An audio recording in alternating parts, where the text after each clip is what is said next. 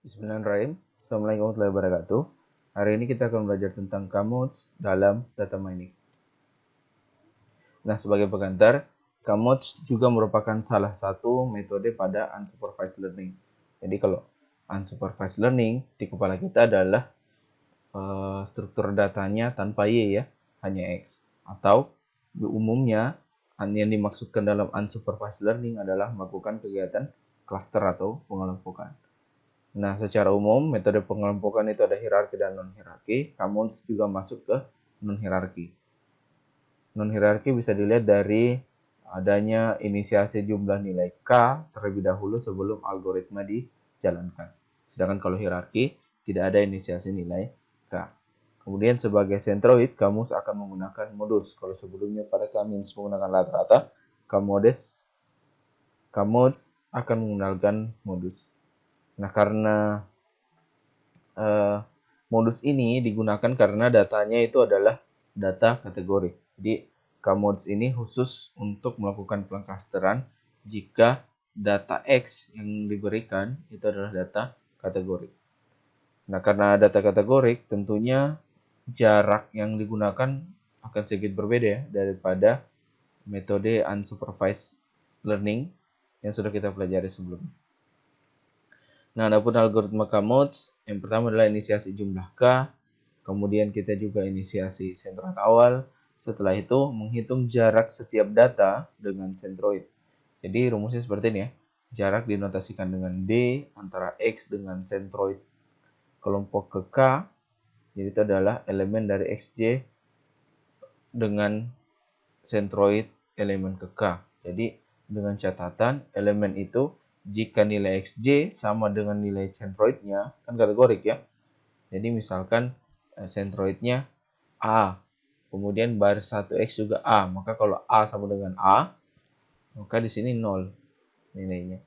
Sebaliknya, kalau dia tidak sama, dia beri nilai 1. Kemudian nanti dijumlahkan.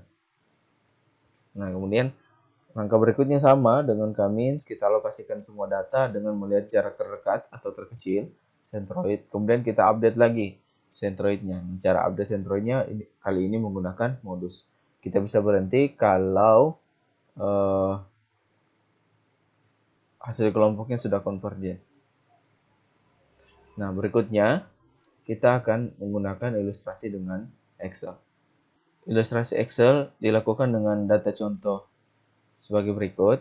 Ini datanya, jadi kita punya 10 data dan 3 variabel X, yaitu latihan, stamina, dan percaya diri. Kalau diperhatikan semuanya kategorik ya.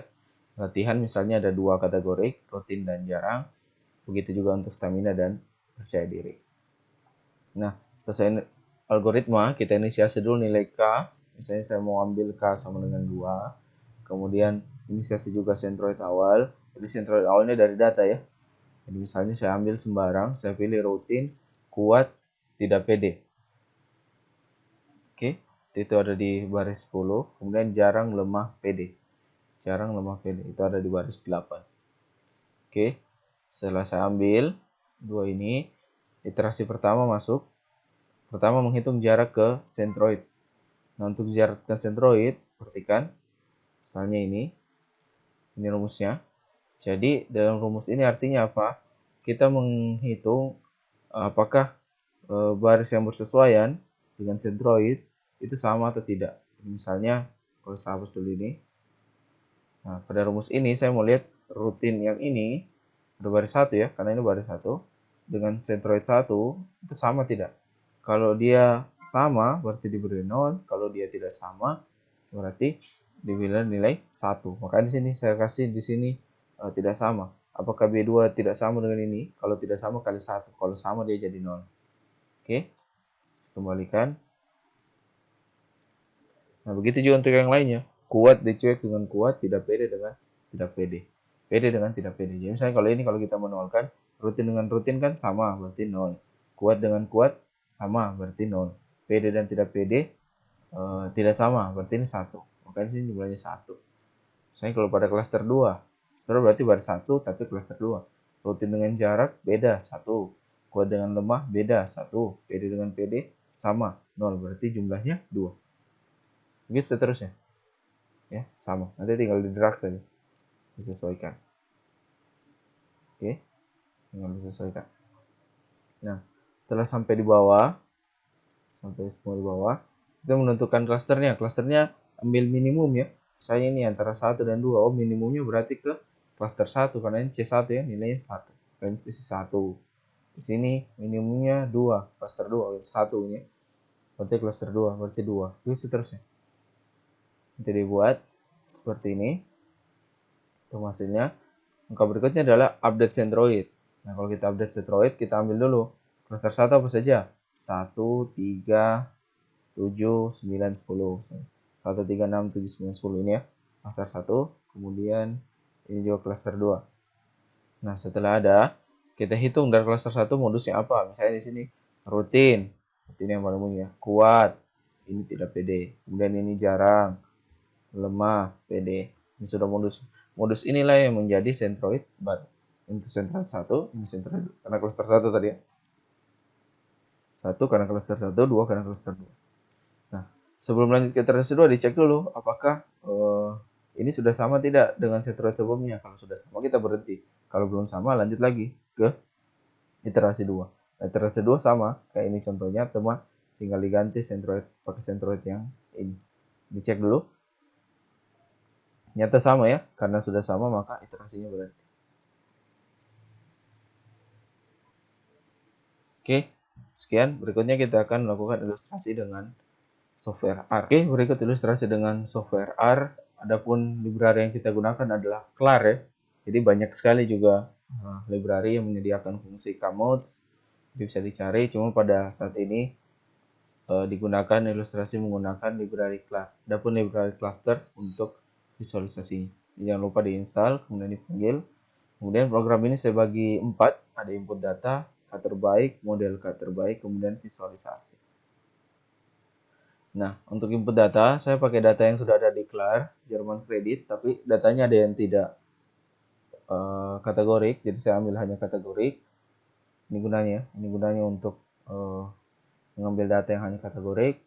Kemudian saya dari datanya kalau nggak salah 1000 baris, cuma saya pakai 100 baris saja, biar tidak terlalu banyak. Jangan lupa, setiap ingin melakukan clustering, pastikan ID yang kita kelompokkan di row names ya. Jadi kalau pada data ini row names-nya 1, 2, 3, 4, 5, 6. Tidak apa-apa. Berarti saya mau clusternya terhadap ini. Oke. Dicek STR-nya, dipastikan apakah sudah faktor. Karena ini kmods. Sudah ya. Sudah faktor semua. Itu sudah oke. Berikutnya adalah mencari K terbaik. Nah, dalam kmods, banyak metode untuk melakukan K terbaik. Bisa pakai silohood dan seterusnya. Tapi kali ini saya pakai within sum square yang sudah tersedia di fungsi kmods. Saya looping. Saya ingin melakukan simulasi kelompok sampai 20 kali, kemudian saya lihat dari 20 kelompok yang terbentuk, mana kelompok K yang terbaik. Nah, hasilnya sudah keluar. Kalau diperhatikan, yang kita cari adalah titik cut off ya, atau siku. Jadi ada berapa titik cut off di sini. Yang pertama di 3, ini 3. Kemudian ada di 7, ini 7. Atau 8, 8 ini ya, 8. 8 cut off, bukan 7, 7 turun, 8 cut off. Seterusnya, nanti ini sudah mulai stabil, boleh juga diambil di sini misalnya 10 atau 12 boleh. Nah, jadi itu ada beberapa titik. Nah, maka dalam ini misalnya kalau saya ambil 8 karena itu sudah signifikan yang kedua kali ya. 8 di sini.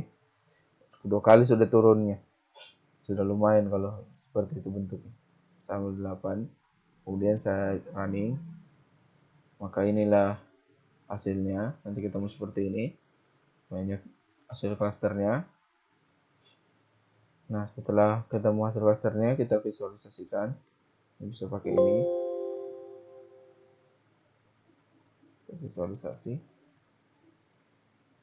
Nah, sudah ketemu visualisasinya. Jadi, garis-garis ini menunjukkan 8 klaster ya. Jadi, misalnya ini 1, ini 2, 3. Kalau dihitungin jumlahnya 8. Inilah angka-angkanya. Inilah visualisasi untuk klaster kmods. Kenapa tadi sini angka-angka? Karena ID-nya kita angka-angka ya. Oke, sekian.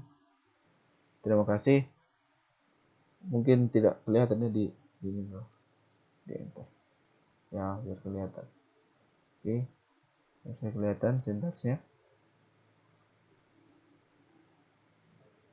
Oke. Oke. Sekian, terima kasih. Assalamualaikum warahmatullahi wabarakatuh.